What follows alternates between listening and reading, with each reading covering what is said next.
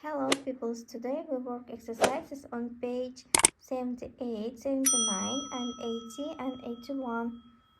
Сәлем балалар, біз бүгін Smiles 3 People's Book кітабының 78, 79, 80 және 81 беттегі тапсырмаларды бірге орындаймыз. Бүгін біз жаңа 6-шы модульді бастаймыз. Тақырыбы Explorers and Inventors. Зерттеушілер мен өнертапқыштар. Бірінші тапсырма. Look at the picture. Would you like to explore space? Which planet would you like to visit? Сіз ғарышты зерттегіңіз келеді ме? Қай планетаға барғыңыз келеді деп сұрақ қойыпты. Енді оған жауап береміз. Yes, I like to explore space. I would you like to visit Mars? Иә, мен ғарышты зерттегім келеді. Мен Марс планетасына барғым келеді. Next, екінші тапсырма мәтінді оқып аударып шығамыз. The Baikonur Cosmodrome is a spaceport in Kazakhstan in Қызылорда область. Байқоңыр космодромы ғарыш айлағы Қазақстанның Қызылорда облысында орналасқан. It's near the village of Төретам. Ол Төретам ауылына жақын жерде. The world's first satellite Sputnik 1 went into space in 1957. Әлемдегі ең бірінші Sputnik 1 ғарышқа 1957 жылы ұшты. Then, in 1961, Yuri Gagarin was the first man to travel in space. Кейін 1961 жылы ең бірінші ғарышқа ұшқан адам ол Юрий Гагарин.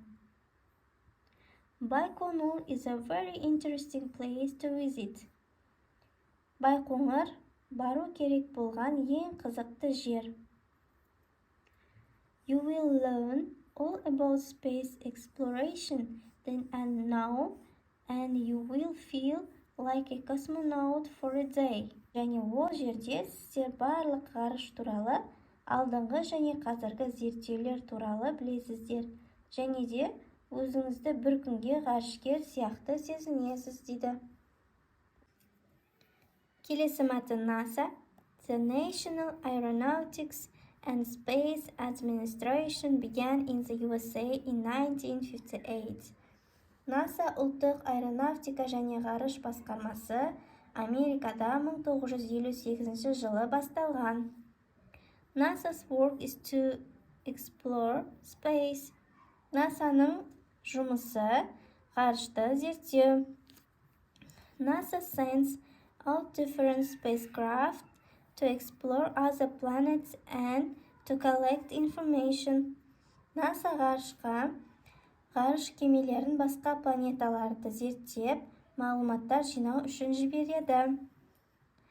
NASA sent the first spacecraft, Apollo 11, to the moon in 1969. NASA өзінің алғашқы ғарыш кемесі Apollo 11-ді 1969 жылы айға жіберді. In 2020, NASA will send a spacecraft to Mars to explore the red planet. That's exciting. 2020 жылы NASA Марсқа өзінің ғарыш кемесін қызыл планетаны зерттеу үшін жібереді. Бұл өте қызықты. Next, келесі үшінші тапсырма Number the pictures. Суреттерге сөздердің номерін қойып шық дейді.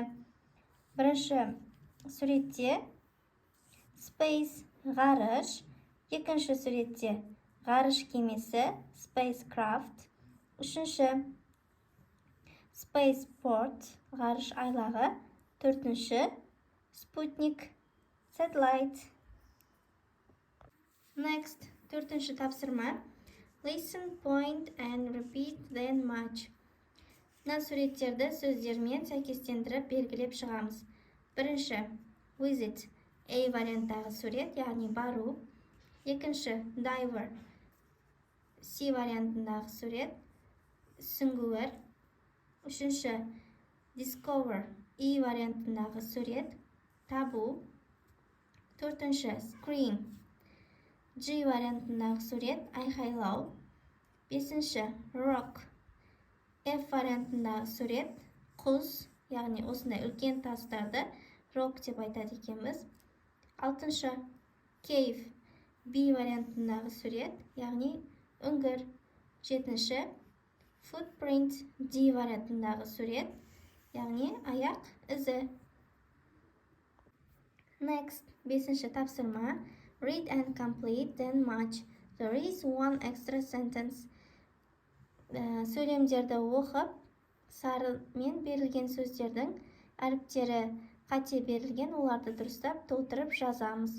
Және де суретке сәйкестендіріп белгілеп шығамыз. Одан кейін бұл жерде бір артық сөйлем бар дейді, оны табыңдар дейді. Бірінші сөйлем. There is a big footprint on the snow. Is it from an animal? Ол C варианттағы сурет, қардың үстінде жануардың аяқ ізі бар дейді. Екінші. There is a big cave over there. Do any animals live in it? Мына жерде үлкен үңгір бар дейді. Бұл жерде жануарлар тұрады ма дейді. Ол D вариантындағы сурет. Үшінші. In the summer, I visit my grandma and grandpa in Nur-Sultan. I have a great time there. Мен жазда ата мен әжемді көруге Нұр-Сұлтан қаласына барамын. Мен уақытымды тамаша өткіземін дейді. Ол A вариантындағы сурет. Төртінші. I want to be a diver because I love the sea. Мен сүңгуір болғым келеді, себебі мен теңізді жақсы көремін дейді. Бұл жерде теңіздің суреті жоқ, демек артық сөйлеміміз осы 4-ші сөйлем болып тұр. 5-ші сөйлем. There is a flower on the rock. Cool. Құздың үстінде гүл өсіп тұр дейді. Керемет дейді. Демек бұл B вариант. Next, study spot. Бұл жерде past simple көрсетілген. Мысалы, past simple'да мына етістіктердің соңына ed қосымшасы жалғанады. Мысалы, visit, visited, stop, stopped, travel, traveled, like, liked, play, played, study, studied. For example, I visited my cousin yesterday. Мен кеше жиеніме бардым. Кеше өтіп кеткен іс-қимылды past simple деп айтамыз. We didn't stay at home. Біз үйде қалмадық. We walked on the beach. Біз жағажайда серуендедік. What did you do yesterday? Сен кеше не істедің дейді. 6-шы тапсырма. Read and complete. Оқып, сөздерді толтырып жаз дейді. Демек біз өткен шақта past simple'да жазып шығамыз. Sultan listened to music last night. Сұлтан өткен түні музыка тыңдады. 2-ші. I traveled to Russia last summer. Мен өткен жазда Россияға саяхаттап бардым. 3-ші. Marjan studied for her test yesterday. Маржан кеше тестке дайындалды. 4-ші. Берік discovered a big footprint in the cave. Берік үңгірдің ішінде үлкен аяқ іздерін тапты. They played tennis last Monday. Олар өткен дүйсенбіде теннис ойнады. We all danced at Dana's party. Біз барлығымыз Дананың кешінде биледік. Next, 7-ші тапсырма. Look, read and correct. Суреттерге қарап, сөйлемдерді дұрыстап жаз дейді. Бірінші сөйлем. Bella played basketball yesterday. Bella кеше баскетбол ойнады дейді. Ол қате. No, she didn't. She played tennis. Жоқ, олай емес, ол теннис ойнады. Екінші сөйлем. Bella painted a tree yesterday. Bella кеше ағаштың суретін салды дейді. No, she didn't. She painted a flower yesterday. Жоқ, олай емес.